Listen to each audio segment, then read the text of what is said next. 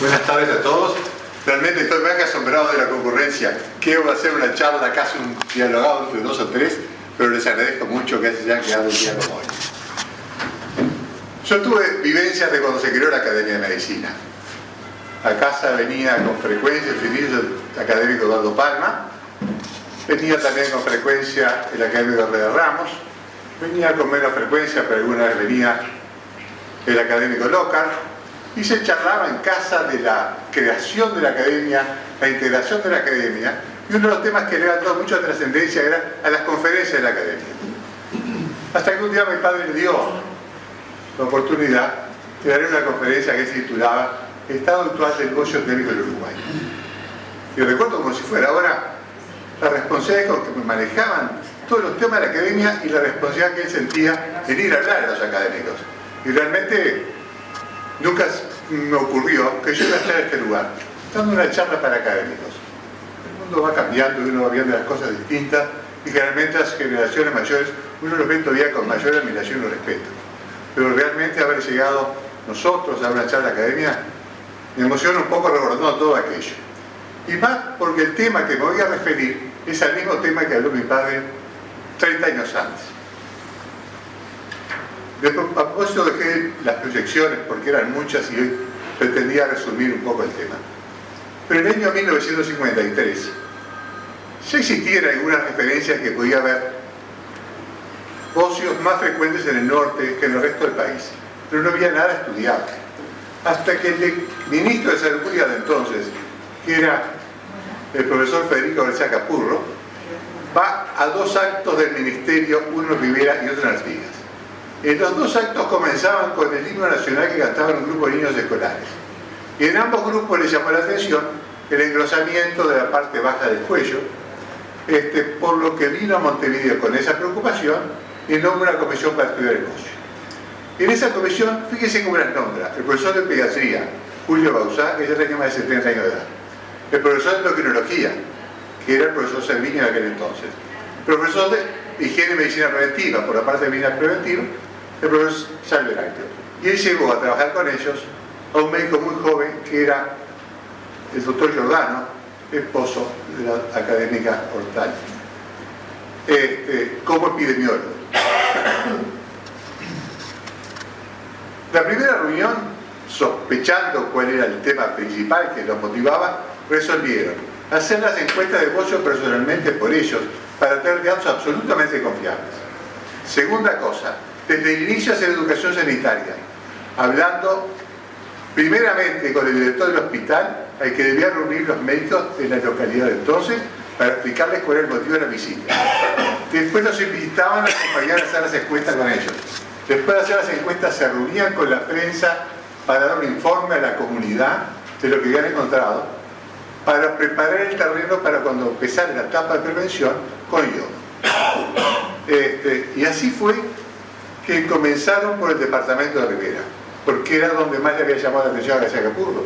Y encontraron escuelas con que el 50% de los niños tenían bocio, un 30% de bocio parcal y un 20% de bocio visible. Y de promedio tenían 30% de bocio, de los cuales 11% eran palpables. Más o menos datos similares fueron en Artigas. Y más o menos, pero un poco menor, fue en Salto. Y siguieron haciendo una encuesta de todo el país para hacer el mapa epidemiológico que lo hacía el doctor Giordano. El doctor Giordano, con gran meticulosidad, hacía los cuadros de cada escuela, los cuadros de cada departamento, los cuadros del país con las gráficas correspondientes. Y el otro objetivo que pusieron fue tratar de examinar al mayor número de niños posibles también con la mentalidad de hacer educación sanitaria. Y examinaron, para hacer el mapa epidemiológico del país, 70.000 niños. Hicieron recorridos cada uno de los departamentos a 2 giras. Un grupo iba a la capital departamental y otros se iban a las camionetas o en la ambulancia a recorrer algunas escuelas rurales. Poco tiempo después a ellos se les agregó el profesor Saralegui y el profesor Mayor. Y cuando yo entré en facultad, que fue en el año 61, me invitaron a mí a acompañarlos. Y la forma de ver lo que era la vocación de esa gente por el trabajo, que mi misión era acompañar a Serviño. Llevábamos una carpeta en las hojas donde se ponía el nombre de la maestra, en qué año estaban, de una columna varones y una columna mujeres. Entonces uno examinaba Y habitualmente una maestra, pero cuando acompañaba a Cerviño, lo hacía yo, él me decía, cero, que no se tocaba, P, que era bocio palpable, o B, que era bocio visible. Y a veces anotaban algún hecho que les llamara la atención. Y las cosas que más anotaban era dentadura en pésimo estado, o mal medio socioeconómico. Y eso de dentadura en pésimo estado fue lo que motivó años más tarde que se iniciara la campaña para la fluoruración del Uruguay, con el concepto de que el yodo y el flúor son agregados al hombre, sino que son sustancias naturales de la naturaleza que el hombre lo que hace es adecuar la cantidad necesaria que el hombre necesita, pero no es un agregado exterior, ¿no? Una cosa más. Y en el año 61, cuando yo empecé a acompañar a la comisión, me encargaron de acompañar a Cerviño. Casi todas las escuelas son de un piso, pero el liceo Callá eran muchos de 2 pisos. Cuando Cerviño llegaba entre el piso, el descanso de la escalera, se paraba, abría un pastillerito, se sacaba una pastilla y se podía decir abajo de la lengua porque tenía un ángulo estable. Ese ángulo estable era al subir un tramo de escalera. Vean con qué vocación le hacían las cosas, que con un ángulo estable de 7 años de edad recorrieron el país para hacer encuestas de niños, no para hacer los números que estadísticamente resobraban, sino para hacer educación sanitaria en toda la población y educar también al cuerpo médico. Porque cada reunión comenzaba con la reunión con el director del hospital, la reunión con los demás médicos, las autoridades de enseñanza, si había que hablar a primaria para decir que se iba a hacer eso, y después se hacía la encuesta con los niños, y después a la prensa se daban los resultados encontrados. Coincidentemente que en ese periodo, en Mendoza, la Argentina, el doctor Perinetti había invitado al doctor Stambuli, y el doctor Stambuli era el americano que más sabía de bocio en el mundo, y estaban estudiando el bocio en Mendoza, que era muy frecuente. Entonces aprovecharon para hablar con Stambuli a Mendoza. Y Stambuli fue el que dio algunas directivas generales. Comienza un comprimido de yoduro de potasio, un comprimido por semana, lo mejor es repartir en las escuelas, la maestra tiene que ser la encargada de esto. Y así empezaron la prevención del bocio. Y después los orientó en cómo hacer una ley para que se hiciera obligatorio el uso de sal yodada en todo el lugar donde se demostrara la presencia de bocio endémico. Por eso fue que se hace la ley acá. La ley recién se pudo lograr concretar para el año 61. O sea, esto empezó en el año 53, 8 años le llevó redactar la ley y 2 años más le llevó a hacer la reglamentación de la ley. O sea que la obligatoriedad de usar sal yodada, que empezaron por los 3 departamentos del norte del país, fue del año 63. En 4 o 5 años el resultado había sido tan notable como es en el mundo, o sea, no fue que acá fue notable, es en el mundo la desaparición del agranamiento de la glándula tiroides al administrar el yodo, que es lo que se nutre la glándula para formar la hormona, que le llevó a marcar la ley una franja de los departamentos por debajo de los 3 primeros. Años más tarde, otra franja por departamentos, y donde había menor cantidad de tiroides palpables y muy poco peso visible, era la costa sobre el río de la Plata, sobre el Uruguay. Por lo tanto, no se justificaba en aquel entonces extender la sal yodada de forma obligatoria, porque la Organización Mundial de la Salud decía donde el bocio estaba por encima del 10% de la población infantil. Pues todas las encuestas se hacen en la población infantil. Como el 10% de niños montevideanos no llegaban al 10% con bocio, se habían tomado los departamentos del resto del país. Concomitantemente con eso, el doctor Foley vino de Estados Unidos a la determinación, a hacer un estudio de nutrición en Uruguay. Y la carencia más importante que encontró fue también la de yodo. Estudiando el agua de beber, la cantidad de yodo en agua de beber, encontró eso, o sea que no solo tuvo el respaldo de una institución muy importante de los Estados Unidos en demostrar la carencia de yodo en el agua de beber. De yodo en el agua de beber.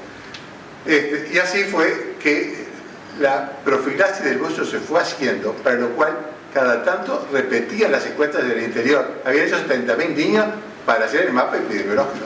Y después iban visitando 1 o 2 veces cada departamento para ver los resultados que se obtenían con el uso de yodada y si había algún problema. Y sobre todo, tiene una gran obsesión por hacer educación sanitaria para que ninguna cosa interfiriera con una medida que al cuerpo médico de la población tampoco le gusta que llegue impuesta de arriba sin el conocimiento normal, y sobre todo el cuerpo médico. El cuerpo médico también era otro. Cuando lo llevamos al exterior, la verdad que a ellos, que eran los profesores, los trataban siempre de lo mejor. El cuerpo médico venía con bastante frecuencia a la reunión, o sea, con un número significativo, y siempre había uno o dos que acompañaban. Y habitualmente se trataba algún otro tema de medicina preventiva, de enfermedades infecciosas o de odontología, y cobraba la visita de ellos al departamento. Y no era raro que nos invitaran a alguna casa a hacer la cena o un homenaje. Para ir a cada una de las encuestas, primero se hablaba del ministerio, se hablaba del ministerio, se hablaba con el ministro. El ministro nos recibía en un plazo muy razonable. Y lo que era curioso, que había ministros que ponían desde una camioneta con chofer para llevarnos y nos daban los papeles con viáticos para que lo firmaran en el interior y después cobrar viáticos de Montevideo. Pero hubo ministros que nada, que comentaban que el ministerio no tenía posibilidad de apoyo económico a esta actividad y la comisión se pagaba totalmente los gastos. Y uno de los primeros rezongos grandes que llevé de mi padre fue que en una de las primeras salidas me dijo: anda a firmar los papeles de los viáticos. Habíamos llegado un viernes, generalmente íbamos los jueves de noche o los viernes de mañana y nos volvíamos el sábado de nochecita. O sea que estábamos 2 días. Y fue la enfermera y me dice, 3 días. No sé si estuvimos 2. No, pero acá siempre cobran por 3 porque por los viáticos no le dan nada. Y a mi padre le di, me miró, me dice 3 días. ¿Por qué? Porque me dijo la enfermera esto: llamámela. Le pasó un café, porque mi padre no era muy manso para cafetear. Le pasó un café que todavía estaba temblando, pero ese café también me lo pasó a mí por haber aceptado aquello. O sea, imagínense, el viático, les cuento cómo era, o daba para comer o daba para dormir, pero 2 cosas no daba. Entonces, por eso era frecuente que a los médicos que fueron allá les dieran algún día más para que se cubrieran los gastos. Pero aún así, ella, la enfermera, que no tiene mucho que ver, y yo todavía no recuerdo el rezongo que pasó por no cumplir con por faltar a la verdad, digamos. En el año más o menos 90, fui un mes entero a hacer un curso con un grupo de belgas que estaban dedicados a la erradicación del bocio endémico en Ecuador. Estuve un mes viviendo con ellos. Para que tengan una idea de costos, 23 millones de dólares que donó el gobierno de Bélgica para el bocio endémico en Ecuador. El bocio endémico en Ecuador no era lo que era acá tampoco. Nos llevaron un día a una capilla en una zona alta de Ecuador, en el que había un grupo de cretinos, todos de baja talla, de característica, que un poco estaban alrededor del cura de la iglesia, que nos ayudaba como de arreglar el jardín, a repartir las cosas, a hacer los mandados, todo eso. Y cuenta la historia que lo habitual es que una familia pudiente tuviese algún cretino en la casa para la compañía y los servicios menores de la casa. Pero eso lo llegamos a ver nosotros, el cretinismo. Y allá Bélgica había dado a cada departamento de Ecuador una camioneta, financiaba un chofer, financiaba un médico, financiaba una enfermera y los gastos correspondientes. 23 millones de dólares gastaron los belgas en Ecuador para eso. Y al tiempo después de eso participamos de una reunión también en Ecuador que se llamaba para la universalización de la ayudación de la sal en América.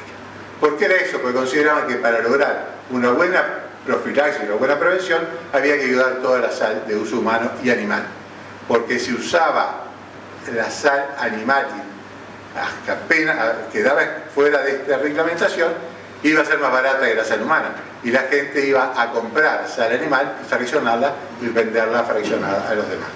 Y en Uruguay, cuando ya se la ley, también el principio de la ley era que la sal ayudada debía costar lo mismo que la sal común para que no interfiriera el precio de la sal en el éxito de eso.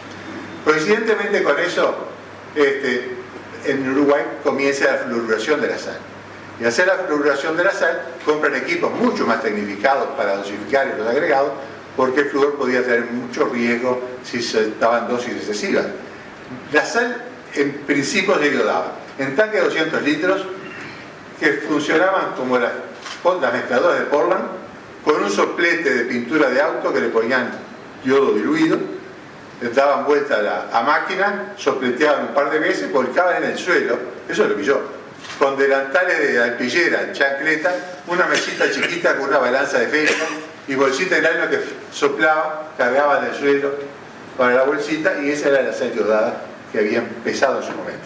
Al que traer esos equipos de fluoración son equipos de costo muy altos, son equipos excelentes, que desde que secan la sal, hay unos imanes que le sacan todo lo que sea metálico, hay otro que la purifica, la sodificación del yodo y del flúor es perfecta, y cada planta de sal, que en Uruguay son solo 3, tiene un laboratorio que cada tantas muestras examina el contenido de flúor y sal para que esté fluorado y iodada en las cantidades adecuadas. Llegamos a Ecuador, con Mayolo, y allí el tema era la ayudación universal de la sal. Venimos al Uruguay con ese proyecto y tenemos dos fundamentos para hacer la ayudación completa del Uruguay, que todavía faltaba la franja azul. Uno era que habíamos hecho según los estudios de ioduria, y era notorio que la ioduria de los niños chicos en la zona donde había sal yodada era un poquito mayor que en la zona azul, donde había una leve carencia de yodo, aunque era la franja, donde había un poco más eran Canelones. En los demás departamentos era parecido. Entonces, con ese argumento de que en alguna zona faltaba yodo y de que había el proyecto de la OPS, entonces esto lo manejaba la OPS, era de la ayudación universal de la sal de América, elevamos el proyecto para ayudación universal de la sal. Recorrimos 4 años, yo creo que más de un ministro y más de un director de salud, hasta que el director de salud llegó un académico, Eduardo Tuyán. Me dice, ¿qué querés, Carlos? Esto. Llamó al abogado, redacte esto, a la semana estaba la ayudación universal de la sal del Uruguay en una gestión personal, dando con la persona indicada. Hasta ahí el Uruguay es tímido para todo, es lento, para tomar decisiones cuesta mucho. Y ahí se hizo la ayudación universal de la sal. ¿Qué pasó en ese momento? Que llega a la comisión una carta de Fiandra, que preside la Comisión de Salud Cardiovascular, preguntando si no había algún otro medio de administrar yodo a la población que no fuera la sal, porque iban a pasar la campaña para disminuir el consumo de sal. Le contamos que el único otro medio que había era el aceite yodado, que se utilizó mucho en la iniciación de aceite yodado cada 6 meses en las zonas extremas de la cordillera, donde era muy difícil con sal yodada y esas cosas. Entonces a veces iban equipos y en el Uruguay no cabía esa medida de tratamiento, y se contestó que no, pero que acompañábamos su postura y que íbamos a aumentar la cantidad de yodo de 30 partes por millón a 40 para favorecer que la gente tuviese la misma cantidad de yodo al disminuir el consumo de sal, y que acompañábamos la idea de disminuir el consumo de sal. A los 5 años de eso se hizo una nueva encuesta de ioduria, y las yodurias son hasta 100, las yodurias son promedios de población, no son individuales. Por individual depende de lo que haya comido esos días anteriores. Entonces, al tomar promedio de población, tiene que estar entre 100 y 300.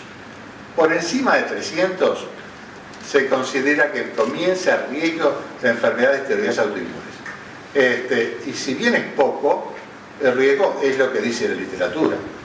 Y en Uruguay estaba en 310. Cuando hicimos la encuesta estaba en 310, la ioduria, y elevamos una carta al Ministerio solicitando que se volviera a bajar el contenido de yodo de la sal de 40 a 30 partes por millón, porque estaba ligeramente por encima del ideal, y que eso ponía en riesgo a la salud de la población. ¿Cuántos años costó eso? 5 años. Lento el país. Y bueno, en los 5 años se cambió otra vez la ley, fue alrededor de 2010, y el año pasado hicimos una nueva encuesta de ioduria en niños escolares. Las encuestas dan mucho trabajo. Primero, no hay que la financie. Entonces, después de mucha gestión, una la financió el OPS, después de mucha gestión, la financiamos familiarmente, y después de mucha gestión, la última, la financiaron en parte las empresas.